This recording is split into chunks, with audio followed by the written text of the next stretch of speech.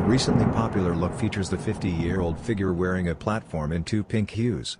Kitty White's face is depicted in silver on the biocircular Croslite top, which takes on a gentle pink hue. Two of the detachable ornaments choose a plush construction, while one charm adopts a heavier metal design. Jibbitz charms in the left and right clogs replicate the Hello Kitty heroine and her famous bow. The hinges of the heel strap use similar hardware, but Sanrio's adorable kitten is used in place of CROCS' classic crocodile emblem. In contrast to the rest of the top, the sport mode enabling strap at the back has a bolder, darker shade of pink. The curved platform sole unit does the same underneath.